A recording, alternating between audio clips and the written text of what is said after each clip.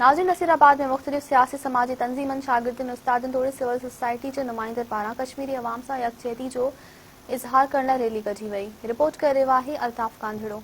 नाज़रीन, असीं हिन वक़्तु कश्मीर बनेगा पाकिस्तान रैली में मौजूद आहियूं, जेकी हाई स्कूल नसीराबाद तरफ़ां कढी वई आहे। रैली शहर जे मुख़्तलिफ़ रस्तनि खां बाज़ारनि खां थींदी तालका प्रेस क्लब पढ़ी आहे, जंहिंजी अॻुवाणी असिस्टेंट कमिश्नर सैयद यार अली शाह ऐं गवर्नमेंट हाई स्कूल नसीराबाद जो हेडमास्टर साईं अब्दुल जब्बार शेख करे रहिया। अचो त संदनि सां ॻाल्हि ॿोल कयूं। गुज़िरियल 25 ॾींहंनि खां कश्मीर में कर्फ्यू लॻल आहे। उतां जो अवाम, उतां जा माण्हू जेको आहे सो बुनियादी हक़नि खां महरूम आहिनि। उन लाइ अॼु तालके नसीराबाद ज़िले कंबर सरदारकोट जे अवाम रोडनि ते निकिरी ऐं कश्मीर बनेगा पाकिस्तान, पाक फौज जिंदाबाद, पाकिस्तान जिंदाबाद जे नारनि सां इहो साबित कयो आहे त जेको आहे सो इंडिया जी जेका उते हदधर्मी आहे, जेको बर्बरियत आहे, उहा बर्दाश्त न कई वेंदी ऐं फौरी तौर उनखे जेको आहे सो आज़ादी ॾिनी वञे ऐं उनखे रहण जो हक़ ॾिनो वञे।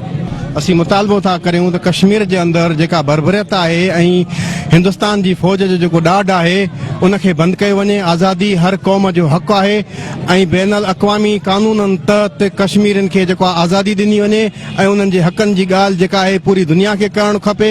हिन वक़्तु यूनाइटेड जेके नेशन्स आहिनि उन्हनि खे बि पंहिंजो रोल प्ले करणु खपे, छाकाणि त दुनिया जो हिकु तमामु वॾो मसइलो आहे ऐं कश्मीरियुनि जो जेको हक़ आहे आज़ादी, उहा उन्हनि खे मिलणु खपे। उन सिलसिले में अॼोकी हीअ असां रैली कढी आहे ऐं असां कश्मीर जी मुकमल तौर ते एज़ अ क़ौम, एज़ अ नेशन हिमायत कयूं था ऐं इन हिमायत में असां पंहिंजो जेको अमल आहे जारी ऐं सारी रखंदासीं। कश्मीर सां काफ़ी टाइम खां, घणे अरसे खां उन सां ज्यादती थिए थी। असां उन सां गॾूं, सॼे पाकिस्तान जी अवाम उन सां गॾु आहे, सिंध जी अवाम उन सां गॾु, ख़ासि करे नसीराबाद जे माण्हू तव्हां ॾिसो था उहे उन सां गॾु। उन सां ज्यादती जेकी थिए थी 14-15 ॾींहनि खां उन सां तमामु घणी ज्यादती थी। असां उनजे ख़िलाफ़ आहियूं। असां चवंदा उन्हनि जो जेको हक़ आहे, उहो राइट आहे, उनखे मिलणु खपे। UN बि उनजी कई अथई।